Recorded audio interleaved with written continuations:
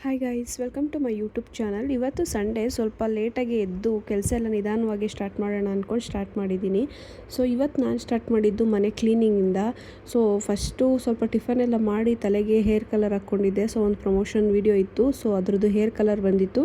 So ಹಂಗೆ ಹಾಕ್ಕೊಂಡು ಇವತ್ತೊಂದು ಡೇ ಎಲ್ಲ ಹಂಗೆ ಇದೆ ಈ ವಿಡಿಯೋದಲ್ಲಿ. ಯಾಕಂತ ಅಂದರೆ ಸ್ವಲ್ಪ ಅದು ಡ್ರೈ ಆಗೋದಕ್ಕೆ ಟೈಮ್ ಬೇಕಲ್ವ. ಸೊ ಆ ಟೈಮಲ್ಲೇ ಮನೆ ಕ್ಲೀನ್ ಮಾಡ್ಕೊಳ್ಳೋಣ ಅಂತ ಅಂದ್ಬಿಟ್ಟು ಕ್ಲೀನ್ ಮಾಡ್ಕೊಳ್ತಿದ್ದೆ. ಮೇಲೆ ನಮ್ಮದು ರೂಮಲ್ಲಿ ಸ್ವಲ್ಪ ಜಾಸ್ತಿನೇ ಗಲೀಜಾಗ್ಬಿಟ್ಟಿತ್ತು, ಯಾಕಂದರೆ ನಾನು ಸ್ವಲ್ಪ ಔಟ್ಸೈಡ್ ಹೋಗೋದ್ರಿಂದ ಕ್ಲೀನಾಗಿ ನೀಟ್ ಮಾಡೋದಕ್ಕೆ ಆಗ್ತಾ ಇರಲಿಲ್ಲ. ಸೊ ಅದಕ್ಕೆ ಇವತ್ತು ಸ್ವಲ್ಪ ಡೀಪ್ ಕ್ಲೀನ್ ಮಾಡೋಣ ಅಂದ್ಬಿಟ್ಟು ಬ್ರಷೀಟ್ ಎಲ್ಲ ಒಗೆಯೋಣ ಅಂದ್ಬಿಟ್ಟು ಎಲ್ಲ ಎತ್ಕೊಳ್ತಾ ಇದ್ದೆ. ಸೊ ಈ ಮೆಹಂದಿ ಹಾಕಿರೋದ್ರಿಂದ ಅಂತೂ ಅದು ಯಾವ ರೀತಿ ಕಾಣಿಸ್ತಿದೆ ಅನ್ನೋದು ಗೊತ್ತಾಗ್ತಿಲ್ಲ. ಸೊ ಏನಾಗಲ್ಲ ಅಂತ ಅಂದ್ಕೊಂಬಿಟ್ಟು ನ್ಯಾಚುರಲ್ ಆಗಿರೋದೇ ವೀಡಿಯೋ ಮಾಡಬೇಕಲ್ವ. ಸೊ ಫೇಕ್ ಮಾಡೋಕ್ಕಾಗಲ್ಲ ಅಂತ ಹೇಳ್ಬಿಟ್ಟು ಹಾಗೆ ಮಾಡಿದೆ. ಸೊ ಸ್ವಲ್ಪ ಡಸ್ಟ್ ಎಲ್ಲ ಜಾಸ್ತಿನೇ ಆಗಿಬಿಟ್ಟಿತ್ತು. ಸೊ ಏನು ಇಷ್ಟೊಂದು ವಾಟರ್ ಕ್ಯಾನ್ ಇದೆ ಅಂತ ನೋಡ್ಬೋದು ನೀವು. ಆ್ಯಕ್ಚುಲಿ ಅದು ಡೈಲಿ ಒಂದೊಂದು ವಾಟರ್ ಕ್ಯಾನ್ ತೊಗೊಂಡು ನೀರು ಕುಡಿಯೋಕ್ಕೆ ನೈಟು ಕೆಳಗಡೆ ಇರೋದು ನೀರೆಲ್ಲ ಮೇಲಿನ ಯಾವುದೂ ಇಟ್ಟಿಲ್ಲ, ಅದಕ್ಕೆ 2-3 ಬಾಟ್ಲು ತುಂಬಿಸಿಟ್ಟಿರ್ತೀನಿ. ಸೊ ಅದಕ್ಕೆ ಅಷ್ಟೊಂದು ಬಾಟಲ್ಸ್ ಇದ್ದಾವೆ. ಸೊ ಇದೆಲ್ಲ ಸ್ವಲ್ಪ ಡಸ್ಟ್ ಮಾಡಿಕೊಂಡೆ. ಹಂಗೂ ಬಿಸಿಲು ಗ್ಯಾಸ್ಗೆ ಹಾಕೊಂಡು ಸ್ವಲ್ಪ ಏನಾದರೂ ಲೈಕ್ ಹಾಕಿದ್ರೆ ಅದು ಒಂಥರ ಏನಾದ್ರು ಬ್ಯಾಕ್ಟೀರಿಯಾಸ್ ಇತ್ತು ಅಂದರೆ ಕಿಲ್ಲಾಗುತ್ತೆ ಬಿಸಿಲಿಗೆ ಅಂತ ಅಂದ್ಕೊಂಡೆ. ಅವು ಏನು ಬೇಡ ಅಂತ ಅಂದ್ಬಿಟ್ಟು ಜಸ್ಟ್ ಬ್ರಷೀಟ್ನೆಲ್ಲ ಇದು ಮಾಡೋಣ, ಒಣಗಿಸೋಣ ಅಂದ್ಬಿಟ್ಟು ನನ್ನೊಂದು ಬೆಳ್ಳಿ ರಿಂಗ್ ಕಳೆದೋಗ್ಬಿಟ್ಟಿತ್ತು. ನೋಡಿದ್ರೆ ಬ್ರಷೀಟ್ ಹಿಂದೆಯೇ ಹಾಸಿಗೆ ಕೆಳಗಡೆ ಇತ್ತು. ಸೊ ಅದನ್ನೆಲ್ಲ ಸ್ವಲ್ಪ ಎತ್ತಿಟ್ಟೆ. ಸೊ ನಮ್ಮ ವಾರ್ಡ್ರೋಬನ್ನು ಸ್ವಲ್ಪ ಎಲ್ಲ ತುಂಬಾ ಗಲೀಜಾಗಿದೆ. ಇನ್ನೂ ಡೋರ್ ಮಾಡಿಸಿಲ್ಲ, ಹೊಸದು ಹಾಗೆ ಸ್ವಲ್ಪ ಸ್ಕ್ರೀನ್ ಬಿಟ್ಕೊಂಡು ಹಂಗೆ ಇಟ್ಟಿದ್ದೀವಿ. ಸೊ ನೋಡ್ಬೋದು ಎಷ್ಟು ಬಾಟಲ್ಸ್ ಇದ್ದಾವೆ ಅಂತ. ಅದನ್ನೆಲ್ಲ ತೊಗೊಂಡೋಗಿ ಆ ಕೆಳಗಡೆ ಇಟ್ಟೆ. ಸೊ ಅದಾದಮೇಲೆ ಎಲ್ಲ ಸ್ವಲ್ಪ ಧೂಳೆಲ್ಲ ಹೊಡ್ಕೊಂಡು ಇವತ್ತು ಉಣ್ಮೆ ಆಗಿರೋದ್ರಿಂದ ಪೂಜೆ ಮಾಡೋಣ ಅಂತ ಹೇಳ್ಬಿಟ್ಟು. ಸೊ ನಾವು ವಿಂಡೋ ಏನ್ಸ್ ಜಾಸ್ತಿ ತೆಗಿಯಲ್ಲ. ಸೊ ಅದ್ರ ಒಂದೇ ಚಿಕ್ಕದು ವಿಂಡೋ ಇರೋದು ಬೆಳಕು ಬರೋದಕ್ಕೆ. ಸೊ ವಿಂಡೋ ಎಲ್ಲ ತೆಗ್ದುಬಿಟ್ಟು ಪರ್ಕೆಲ್ಲೇ ಧೂಳು ಹೊಡ್ಕೊಂಡು ಏನು ಅಷ್ಟೊಂದೇನಿಲ್ಲ, ಜಾಸ್ತಿ ನಾವೇನಿದೆ ಅಡುಗೆ ಮತ್ತೆಲ್ಲ ಏನೂ ಮಾಡಲ್ಲ, ಜಸ್ಟು ನೈಟ್ ಮಾಡ್ಕೊಳ್ಳೋದು ಮಾತ್ರ ಅಷ್ಟೇ. ಸೊ ಹಂಗೆ ನೀಟಾಗಿ ಎಲ್ಲ ಕಸ ಎಲ್ಲ ಗುಡಿಸ್ಬಿಟ್ಟು ನೆಲ ಎಲ್ಲ ಒರೆಸ್ಕೊಂಡೆ. ಸೊ ನನಗೇನಂತಂದರೆ ಮನೆ ನೀಟಾಗಿದ್ದರೆ ವಾರಕ್ಕೆ ಒಂದು ಸತಿ ಆದರೂ ಮನೆ ಫುಲ್ ನೀಟಾಗಿರಬೇಕು. ಇಲ್ಲ ಅಂದರೆ ಒಂಥರ ತಲೆನೇ ಕೆಟ್ಟೋಗ್ಬಿಡುತ್ತೆ ನನಗೆ. ಫುಲ್ಲು ನೀಟಾಗಿದ್ದರೆ ಒಂಥರ ಲೈಕ್ ಏನೇ ಒಂದು ಕೆಲಸ ಮಾಡೋಕ್ಕೂ ಇಂಟ್ರೆಸ್ಟ್ ಬರುತ್ತೆ. ಸೊ ಹಂಗೆ ಎಲ್ಲ ಕ್ಲೀನಾಗೆಲ್ಲ ಕಸ ಎಲ್ಲ ಗುಡಿಸ್ಕೊಂಡು ಸ್ವಲ್ಪ ಹಾಸಿಗೆ ಹತ್ರ ಎಲ್ಲ ಹಂಗೆ ಜಾಸ್ತಿನೇ ಹಂಗೆ ಅಂದರೆ ಅದು ಫೋಲ್ಡ್ ಮಾಡೋಕ್ಕಾಗಲ್ವಲ್ಲ, ದೊಡ್ಡದು ಇದೆಯಲ್ವ. ಸೊ ಎಳೆಯೋಕ್ಕೂ ಆಗೋಲ್ಲ, ಯಾರಾದರೂ ಒಬ್ಬರು ಸಪೋರ್ಟ್ ಬೇಕು. ನಾನು ಹಂಗೂ ಹಿಂಗೂ ಟ್ರೈ ಮಾಡಿ ಎಳಿತಾ ಇದ್ದೆ. ಸೊ ಹಂಗೆ ಎಳಿಬೇಕಾದ್ರೆ ಗೋಣಿ ಚೀಲನೂ ಬಂದುಬಿಡ್ತು. ಸೊ ಅದನ್ನೆಲ್ಲ ಸೈಡ್ಗೆ ಎತ್ತಾಕ್ಬಿಟ್ಟು ನೋಡ್ಬೋದು. ಹಾಸಿಗೆ ವೀಡಿಯೋದಲ್ಲಿ ಚಿಕ್ಕ ಕಾಣಿಸ್ತಿದೆ, ಬಟ್ ನೋಡೋದಕ್ಕೆ ರಿಯಲಾಗಿ ಸ್ವಲ್ಪ ಜಾಸ್ತಿ ದೊಡ್ಡದಾಗೇ ಇದೆ. ಸೊ ಅದನ್ನೆಲ್ಲ ಕ್ಲೀನ್ ಮಾಡಿಕೊಂಡು ಸ್ವಲ್ಪ ಇವತ್ತು ಬಟ್ಟೆಯವರು ಕೂಡ ಜಾಸ್ತಿನೇ ಇತ್ತು. ಸೊ ಇವಾಗ ಇಲ್ಲಿರೋದು ಜಸ್ಟು ಒಂದು ಹಾಲು, ಅಡುಗೆ ಮನೆ ಮತ್ತು ರೂಮ್ ಅಷ್ಟೇ. ಅಡುಗೆ ಮನೆಯಲ್ಲಿ ಸುಮ್ಮನೆ ನಮಗೇನೋ ಬೇಕಾಗಿರೋ ಐಟಮ್ಗಳು ಅಂದರೆ ಮನೆ ಕೆಲಸಕ್ಕೆ ಬೇಕಾಗಿರೋದು ಬಾಣಲಿ ಆ ಥರ ಐಟಮ್ಗಳನ್ನ ಮಾತ್ರ ಇಟ್ಟಿದ್ದಾರೆ. ಸೊ ಅದನ್ನ ಅಲ್ಲೇನು ಕಿಚನಲ್ಲಿ ಅಡುಗೆ ಎಲ್ಲ ಏನೂ ಮಾಡಲ್ಲ. ಸೊ ಈ ದಿಂಬುಗಳು ಬಂದು ನನ್ನ ಕೈಗೆ ಸಪೋರ್ಟಾಗಿ 2 ಬೇಕು, ಯಾಕಂದರೆ ಕೈ ನೋವು ಜಾಸ್ತಿ ಇದೆ ನನಗೆ, ಮತ್ತು ಕಾಲು ನೋವು ಬರುತ್ತೆ ಅಂದ್ಬಿಟ್ಟು 3 ದಿಂಬು ಎಕ್ಸ್ಟ್ರಾ ಇಟ್ಕೊಂಡಿದ್ದೀನಿ. ಸೊ ಈ ಬ್ರಷೀಟ್ ಎಲ್ಲ ತೊಗೊಂಡೋಗಿ ಆಚೆ ಹಾಕಿದೆ. ಸ್ವಲ್ಪ ಹಾಲಲ್ಲೂ ಕ್ಲೀನಾಗಿ ನೀಟಾಗಿ ಗುಡಿಸ್ಕೊಂಡೆ, ಯಾಕಂದರೆ ಅಲ್ಲೂ ಸ್ವಲ್ಪ ಜಾಸ್ತಿ ವಿಂಡೋ ಮತ್ತು ಡೋರ್ ಓಪನ್ನೇ ಇರುತ್ತೆ, ಅಲ್ಲಿ ಧೂಳೆಲ್ಲ ಜಾಸ್ತಿ ಬರುತ್ತೆ. ಸೊ ಅದಕ್ಕೆ ಹಂಗೆ ಅಲ್ಲೆಲ್ಲ ಸ್ವಲ್ಪ ಧೂಳೆಲ್ಲ ಒದ್ರುಕೊಂಡು ಕಸ ಎಲ್ಲ ಗುಡಿಸ್ಕೊಂಡೆ. ಏನಪ್ಪ ಇದು ವಿಡಿಯೋದಲ್ಲಿ ಹೇಳಿರೋದನ್ನೇ ಹೇಳ್ತಾ ಇದ್ದೀನಿ ಅಂತ ಅಂದ್ಕೋಬೇಡಿ. ಆ್ಯಕ್ಚುಲಿ ಇವತ್ತು ತುಂಬಾ ಕೆಲಸ ಇರೋದ್ರಿಂದ ಮನೆ ಕೆಲಸ ವೀಡಿಯೋನೇ ಮಾಡ್ತಾಯಿದ್ದೀನಿ. ಸೊ ಆ ರೀಸನ್ಗೋಸ್ಕರ ಅದನ್ನೇ ಹೇಳಿರೋದನ್ನೇ ಹೇಳ್ತಾ ಇದ್ದೀನಿ ಅಷ್ಟೇ. ಸೊ ಇದೊಂದು ಬಂದು ಚಿಕ್ಕ ಹಾಲ್ ಅಷ್ಟೇ ನಮ್ಮದು. ಇಲ್ಲೇನು ನಾವು ಜಾಸ್ತಿ ಸ್ಟೇ ಆಗೋಲ್ಲ, ಜಸ್ಟ್ ಧೂಳು ಅಷ್ಟೇ ಬರೋದು ಇದರಲ್ಲಿ. ಸೊ ಇಲ್ಲೆಲ್ಲ ಕ್ಲೀನ್ ಮಾಡಾದಮೇಲೆ ಮಿಷಿನ್ಗೆ ಬಟ್ಟೆ ಹಾಕಿದೆ. ಆ ಬಟ್ಟೆನ ಅಂದರೆ ಲೈಕ್ ನಾವು ಕಂಫರ್ಟ್ ಹಾಕ್ಬಿಟ್ಟೇ ಮಿಷಿನ್ಗೆ ಹಾಕ್ಬಿಡ್ತೀನಿ ಬಟ್ಟೆನ. ಕೆಲವೊಂದು ಸಾರಿ ಹಾಕಿಲ್ಲ ಅಂತಂದರೆ ಮಿಷಿನಲ್ಲಿ ವಾಶ್ ಆಗಿರೋ ಬಟ್ಟೆ ಎಲ್ಲ ತೊಗೊಂಡು ಬಂದು ಒಂದು ಬೇರೆ ಬಕೆಟ್ಗೆ ಹಾಕ್ಕೊಂಡು ಕಂಫರ್ಟಲ್ಲಿ ಹೆಜ್ಜೆ ಹಾಕ್ತೀನಿ. ನನಗೆ ಕೆಲಸ ಮಾಡೋಕ್ಕೆ ಇಷ್ಟ ಆಗದಿರೋ ಕೆಲಸ ಅಂದರೆ ಇದೊಂದೇ. ಯಾಕಂದರೆ ಡೈರೆಕ್ಟಾಗಿ ಕಂಫರ್ಟ್ ಹಾಕ್ಬಿಟ್ಟು ಮಿಷಿನ್ಗೆ ಹಾಕ್ಬಿಟ್ರೆ ಅದನ್ನ ಒಣಗಾಕೋಕ್ಕೆ ಈಸಿ ಆಗಿಬಿಡುತ್ತೆ. ನಾನೇನಾದರೂ ಕಂಫರ್ಟ್ ಹಾಕೋದು ಮರ್ತೋಗ್ಬಿಟ್ರೆ ಈ ಬಟ್ಟೆನ ತೊಗೊಂಡು ಬಂದು ಮೇಲೆ ಸಪ್ರೇಟು ಇನ್ನೂ ಒಂದು ಬಕೆಟ್ಗೆ ಹಾಕಿ ಜಾಲಿಸೋದೇ ನನಗಿಷ್ಟ ಆಗದಿರೋ ಕೆಲಸ. ಮತ್ತು ವಾರಕ್ಕೊಂದು ಸತಿ ಟೆರೆಸ್ ಎಲ್ಲ ಫುಲ್ಲು ನೀಟಾಗಿ ಕಸ ಗುಡಿಸ್ಕೊಳ್ತೀವಿ. ಯಾಕಂದರೆ ಈ ನಡುವೆ ಅಂತೂ ಮಳೆ ಜಾಸ್ತಿ ಆಗಿರೋದ್ರಿಂದ ಫುಲ್ಲು ಧೂಳು ಮತ್ತು ಬಿರುಗಾಳಿ ಎಲ್ಲ ಏನಾದರೂ ಬಂತು ಅಂದರೆ ಅಲ್ಲಿ ಇರೋ ಪೇಪರೆಲ್ಲ ಬಂದು ಟೆರೆಸ್ ಮೇಲೆ ಬಿದ್ದಿರುತ್ತೆ. ಸೊ ಹಂಗೆ ಜಾಸ್ತಿ ಕಸ ಇತ್ತು ಅಂದ್ಬಿಟ್ಟು ಗುಡಿಸ್ಕೊಳ್ತಿದ್ದೆ. ಇಫ್ ಇನ್ ಕೇಸ್ ಏನಾದರೂ ಒಗೆದಿರೋ ಬಟ್ಟೆ ಏನಾದರೂ ಅದ್ರ ಮೇಲೆ ಬಿತ್ತು ಅಂದರೆ ಜಾಸ್ತಿ ಕೊಳೆ ಆಗಿಬಿಡುತ್ತೆ. ಅದು ಕೆಳಗಡೆ ಡಸ್ಟೆಲ್ಲ ಇರೋದೆಲ್ಲ ಬಟ್ಟೆಗೆ ಅಂದ್ಕೊಳ್ಳುತ್ತೆ ಅಂದ್ಬಿಟ್ಟು ಕ್ಲೀನಾಗಿ ಎಲ್ಲ ಮೇಲೆ ಟೆರೆಸ್ ಮೇಲೆ ಕಸ ಗುಡಿಸ್ಕೊಳ್ತೀವಿ ನಾವು. ಕಸ ಎಲ್ಲ ಗುಡಿಸ್ಕೊಂಡು ಸ್ವಲ್ಪ ಗಿಡದ ಹತ್ರನೂ ಅಷ್ಟೇ, ಅಲ್ಲಿ ಮಣ್ಣಿರುತ್ತಲ್ವ, ಏನಾದರೂ ಮಳೆ ಬಂದು ಅಥವಾ ನೀರೇನಾದರೂ ಹಾಕಿದ್ರೆ ಜಾಸ್ತಿ ಮಣ್ಣೆಲ್ಲ ಕೆಳಗಡೆ ಬಂದುಬಿಡುತ್ತೆ. ಸೊ ಅದನ್ನೆಲ್ಲ ಕ್ಲೀನಾಗಿ ಗುಡಿಸ್ಕೊಳ್ತಾ ಇದ್ದೆ. ಸೊ ನೋಡ್ಬೋದು ಎಷ್ಟು ಕಸ ಇದೆ ಅಂತ ಅಂದ್ಬಿಟ್ಟು. ಆಲ್ರೆಡಿ ಯಾರೋ ಬಟ್ಟೆ ಒಣಗಾಕ್ಬಿಟ್ಟು ಹೋಗಿದ್ರು. ನಾನು ಹಂಗೆ ಅಂದ್ಕೊಳ್ತಿದ್ದೆ, ಏನಪ್ಪ ಕಸ ಗುಡಿಸಿದ್ರೆ ಅವ್ರ ಬಟ್ಟೆಗೆಲ್ಲ ಧೂಳು ಹಾರುತ್ತಾ ಅಂತ. ಸೊ ಹಂಗೆ ನಿಧಾನವಾಗೇ ಎಲ್ಲ ಗುಡಿಸಿ ನೀಟಾಗಿ ಕೆಳಗಡೆ ತಳ್ಳಿದೆ ಅಷ್ಟೇ. ಕೆಳಗಡೆ ಎಲ್ಲ ಏನೋ ಆಮೇಲೆ ಗುಡಿಸ್ಕೊಂಡೆ. ಈಗ ಜಸ್ಟಕ್ಕೆ ಮೇಲೆ ಮಾತ್ರ ಗುಡಿಸ್ಬಿಟ್ಟು ಬಟ್ಟೆ ಒಣಗಾಕೋಣ. ಬಿಸಿಲಿದ್ದಾಗೇ ನಾನೇನು ಮಾಡ್ತೀನಿ ಅಂದರೆ ಸಂಜೆ ಟೈಮ್ ಒಣಗಾಕೋಕ್ಕೆ ಇದು ಮಾಡ್ಕೊಬಿಟ್ಟಿದ್ದೆ. ಬಿಸಿಲಿಗೆ ಕಾಲು ಇಡೋಕ್ಕೆ ಆಗ್ತಿರ್ಲಿಲ್ಲ, ಅಷ್ಟು ಸುಡೋ ಥರ ಇತ್ತಲ್ವ. ಸೊ ಅದಕ್ಕೆ ಏನು ಮಾಡಿದೆ, ಸಂಜೆ ಹೊತ್ತು ಒಣಗಾಕೋಣ ಅಂದ್ಕೋತಿದ್ನ. ಸಂಜೆ ನೋಡಿದ್ರೆ ಫುಲ್ಲು ಮಳೆ. ಈ ನಡುವೆ ಒಂದು ವಾರದಿಂದ ಫುಲ್ಲು ಮಳೆ ಸಂಜೆ ಹೊತ್ತೇ ಹಿಡ್ಕೊಬಿಟ್ಟಿದೆ. ಸೊ ಅದಕ್ಕೇ ಇವತ್ತೇನಾದರೂ ಆಗಲಿ ಬೆಳಗ್ಗೆ ಬಿಸಿಲಲ್ಲೇ ಚೆನ್ನಾಗಿ ಬಟ್ಟೆ ಒಣಗಲಿ ಅಂದ್ಬಿಟ್ಟು ಒಂದು 1 ಗಂಟೆನೋ 2 ಗಂಟೆನೋ ಆಗಿತ್ತು ಅನಿಸುತ್ತೆ. ಆ ಟೈಮಲ್ಲಿ ತೊಗೊಂಡು ಬಂದು ಒಣಗಾಕಿದೆ. ಅಪ್ಪ ಇಷ್ಟೊಂದು ಕಂಟಿನ್ಯೂಸ್ ಆಗಿ ಮಾತಾಡಿದ್ರೆ ಹಂಗೆ ಉಸಿರಿಟ್ಕೊಂಡಂಗಾಗುತ್ತೆ. ಅದಕ್ಕೋಸ್ಕರ ಸ್ವಲ್ಪ ಬ್ರೇಕ್ ತೊಗೊಂಡೆ, ಏನೂ ಅಂದ್ಕೋಬೇಡಿ. ಸೊ ಅದಾದಮೇಲೆ ನೀಟಾಗಿ ಕಸ ಎಲ್ಲ ಗುಡಿಸಿ ಕೆಳಗಡೆ ಹೋಗಿ ಸ್ವಲ್ಪ ಕಿಚನೆಲ್ಲ ಜಾಸ್ತಿ ಕ್ಲೀನ್ ಮಾಡಬೇಕಿತ್ತು. ಯಾಕಂತಂದರೆ ವಾರಕ್ಕೊಂದ್ಸತಿ ಕ್ಲೀನ್ ಮಾಡ್ತೀವಿ, ಇಲ್ಲಾಂದರೆ ಹಂಗೆ ಇಟ್ಬಿಟ್ರೆ ತುಂಬ ಗಲೀಜಾಗ್ಬಿಡುತ್ತೆ. ಮತ್ತು ನೆಕ್ಸ್ಟ್ ವೀಕಿಗೆ ತುಂಬಾ ರಿಸ್ಕ್ ಆಗಿಬಿಡುತ್ತೆ. ಸೊ ಅದಕ್ಕೋಸ್ಕರ ವಾರಕ್ಕೊಂದ್ಸತಿ ಡೀಪ್ ಕ್ಲೀನ್ ಮಾಡಲೇಬೇಕು. ಮನೆ ಸ್ವಲ್ಪ ದೊಡ್ಡ ಆಗಿರೋದ್ರಿಂದ ಒಬ್ಳು ಕೈಲೇ ಮಾಡೋಕ್ಕಾಗಲ್ಲ. ನನಗಂತೂ ಸಂಡೇ ಈವ್ನಿಂಗ್ ಅಷ್ಟೆಲ್ಲ ಫುಲ್ ಟಯರ್ಡ್ ಆಗಿಬಿಡುತ್ತೆ. ಸಂಜೆ ಟೈಮೇ ಬಿಸಿ ಬಿಸಿ ನೀರು ಇಟ್ಕೊಂಡು ಚೆನ್ನಾಗಿ ನಿದ್ದೆ ಬಂದುಬಿಡುತ್ತೆ. ಸೊ ಆ ರೇಂಜಿಗೆ ಟಯರ್ಡ್ ಆಗಿರುತ್ತೆ. ನಾವು ಯಾವ ಥರ ಅಂದರೆ ಸಂಡೇ ಟೈಮೇ ಲೈಕ್ ದೇವ್ರ ಮನೆ ಆಗಲಿ ಎಲ್ಲ ಪ್ರತಿಯೊಂದು ಪೂಜೆ ಸಾಮಾನೆಲ್ಲ ತೊಳೆದಿಟ್ಕೊಬಿಡ್ತೀವಿ. ಯಾಕಂತ ಅಂದರೆ ಮಂಡೇ ಬೇಗ ಎದ್ದು ಪೂಜೆ ಮಾಡೋದಕ್ಕೆ. ಇಲ್ಲ ಮಂಡೇನೇ ಮಾಡೋಕ್ಕೆ ಹೋಗ್ತೀವಂದರೆ ಮಂಡೇ ಮಾರ್ನಿಂಗ್ ಪೂಜೆನೇ ಮಾಡೋದಕ್ಕಾಗಲ್ಲ, ಸಂಜೆ ಆಗಿಬಿಡುತ್ತೆ. ಸೊ ಅದಕ್ಕೋಸ್ಕರ ಸಂಡೇನೇ ಮನೆ ಡೀಪೆಲ್ಲ ಕ್ಲೀನ್ ಮಾಡಿ ಅಡುಗೆ ಎಲ್ಲ ಮಾಡಿಕೊಂಡು ನಾನ್ ವೆಜ್ ಏನೂ ತಿಂದಿರಲ್ಲ. ಸೊ ಸಂಜೆ ಏನಾದರೂ ಎಲ್ಲ ಪೂಜೆ ಐಟಮು ಮತ್ತು ದೇವ್ರ ಮನೆಯೆಲ್ಲ ನೀಟ್ ಮಾಡಾದ್ಮೇಲೆ ನೈಟ್ ಏನಾದರೂ ಚಿಕನ್ ಏನಾದರೂ ಮಾಡಿದ್ರೆ ತಿಂತೀವಿ. ಇಲ್ಲಾಂದರೆ ತಿಂದ್ಬಿಟ್ಟು ನಾವು ಯಾವತ್ತೂ ದೇವ್ರ ಮನೆ ಕೆಲಸ ಮಾಡೋದಿಲ್ಲ. ಸೊ ನನಗಂತೂ ಈ ಬಿಸಿಲಲ್ಲಿ ಯಾಕಪ್ಪ ಮಾಡ್ತಾಯಿದ್ದೀನಿ ಟೆರಸ್ ಕೆಲಸ ಅನಿಸ್ಬಿಡ್ತು. ಯಾಕಂದರೆ ಫುಲ್ಲು ಒಂಥರ ಸೆಕೆ ಥರ ಮುಖ ಎಲ್ಲ ಸ್ವೆಟ್ ಆಗಿಬಿಟ್ಟು ಒಂಥರ ನನಗೆ ಇರಿಟೇಷನ್ ಆಗ್ತಿತ್ತು.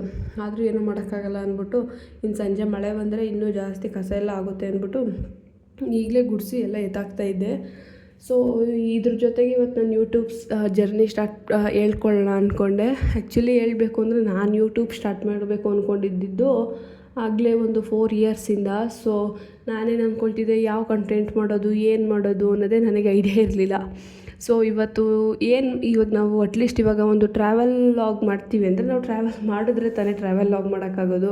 ಸೊ ಅದೆಲ್ಲ ಆಗಲ್ಲ ಮಾಡೋದಕ್ಕೆ ಅಂದ್ಕೊಂಡು ಲೈಕ್ ಟ್ರಾವೆಲ್ ಒಂದೇ. ಈಗ ಫುಡ್ಡು ಅಷ್ಟೇ, ಕುಕ್ಕಿಂಗು ಒಂದೊಂದು ಸತಿ ಏನಂತಂದರೆ ನಮ್ಮ ಮಿಡಲ್ ಕ್ಲಾಸ್ ಫ್ಯಾಮಿಲೀಲಿ ನೈಟ್ ಮಾಡಿರೋ ಸಾಂಬಾರಿಗೆ ಅನ್ನ ಮಾಡ್ಕೊಳ್ತೀವಿ. ಸೊ ಆ ಥರನೇ ಯಾವ ರೀತಿ ಕುಕ್ಕಿಂಗು ಕೂಡ ಡೈಲಿ ಮಾಡೋದಕ್ಕಾಗಲ್ಲ. ಇನ್ನೇನು ಮಾಡ್ಬೋದು, ಡೈಲಿ ನಾವು ಕೆಲಸ ಮಾಡೋದನ್ನೇ ವೀಡಿಯೋ ಮಾಡಿ ಹಾಕೋಣ ಅಂತ ಅಂದ್ಬಿಟ್ಟು ಡೈಲಿ ಲೈಫ್ ವ್ಲಾಗ್ ಮಾಡ್ತಾಯಿದ್ದೀನಿ. ಸೊ ನೋಡಬೇಕು ಯಾವ ರೀತಿ ಬರುತ್ತೆ, ರೀಚ್ ಆಗುತ್ತಾ ವೀಡಿಯೋ ಇಲ್ವೋ ಅನ್ನೋದೇ ನನಗೂ ಕೂಡ ಡೌಟ್ ಇದೆ.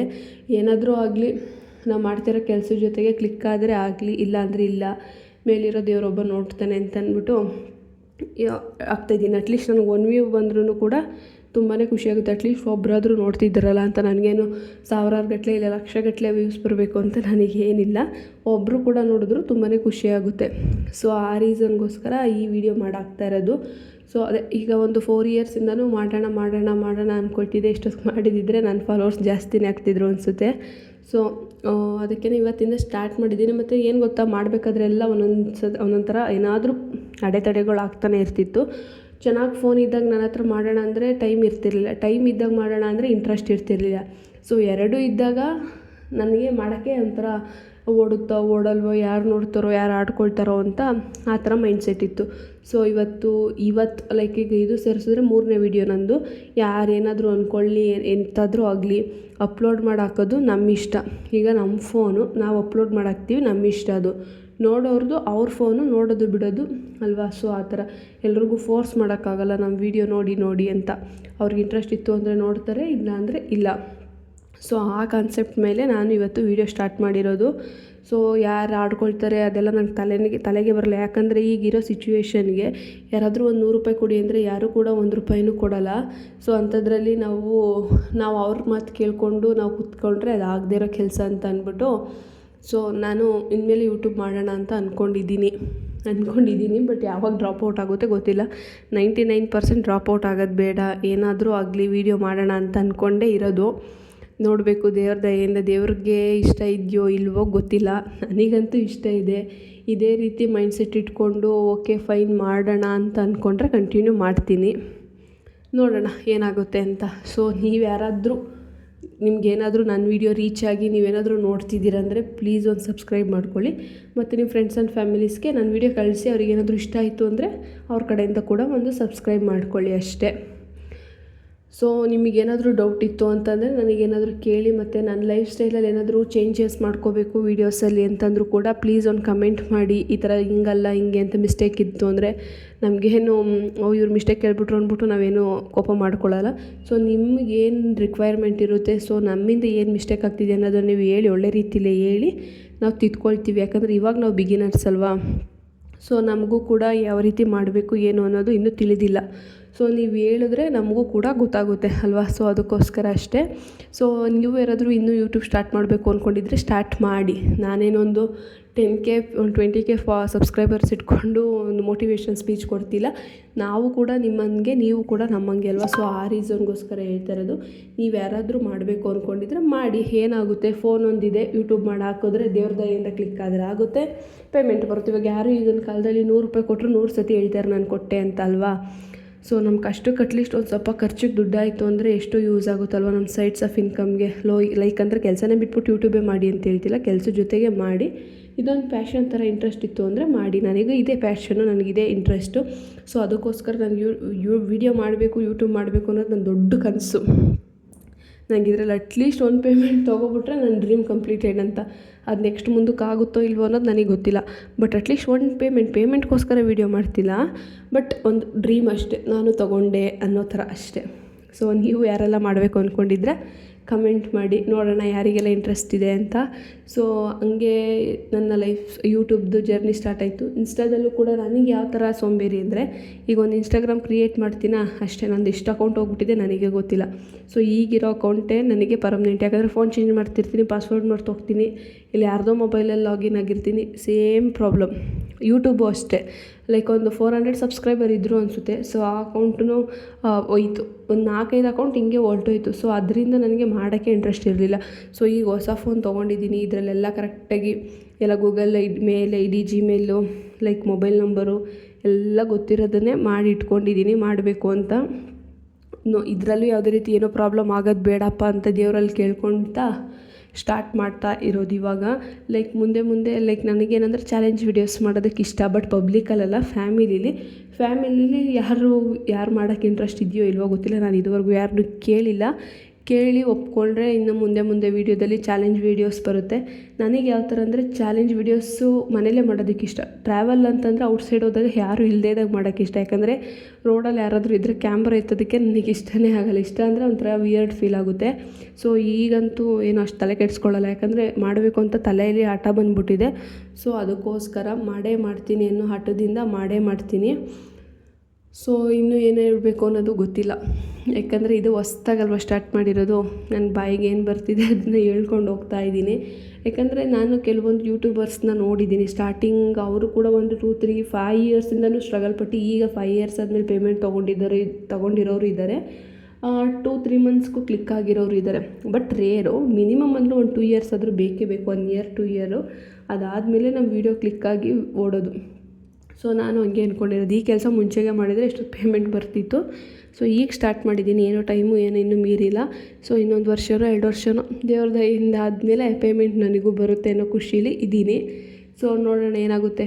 ಬಟ್ ಇದು ಏನು ಪರ್ಮನೆಂಟ್ ಅಂತ ಹೇಳೋದಕ್ಕಾಗಲ್ಲ ಅಲ್ವ. ಈ ಥರ ಟಿಕ್ಟಾಕ್ ಏನಾದರೂ ಬ್ಯಾನ್ ಆದಂಗೆ ಆದರೆ ಸುಮ್ಮನೆ ಸ್ಟ್ರಗಲ್ ಪಡಬೇಕಾಗುತ್ತಲ್ವ. ಸೊ ಅದಕ್ಕೋಸ್ಕರ ನಿಧಾನವಾಗೇ ಮಾಡ್ತಾಯಿದ್ದೀನಿ, ನೋಡೋಣ ಏನಾಗುತ್ತೆ ಅಂತ. ಬಟ್ ಏನಂದರೆ ಕೆಲವೊಂದು ಸತಿ ಲೈಕ್ ನಾನು ಏನಾದರೂ ಈಗ ಹೊಸ ಫೋನ್ ತೊಗೊಂಡಿದ್ದೀನಲ್ವ, ವೀಡಿಯೋ ಮಾಡ್ಬೇಕಾದ್ರೆ ಫೋನ್ ಎಲ್ಲಿ ಬಿದ್ದೋಗ್ಬಿಡುತ್ತೋ ಅನ್ನೋ ಅರ್ಧ ಭಯನೇ ನನಗಿದೆ. ಯಾಕಂದರೆ ನಾನು ಅಷ್ಟು ನೆಗ್ಲೆಕ್ಟ್ ಎಷ್ಟು ಫೋನ್ ಹೊಡೆದಾಕ್ಬಿಟ್ಟಿದ್ದೀನೋ ನನಗೆ ಗೊತ್ತಿಲ್ಲ.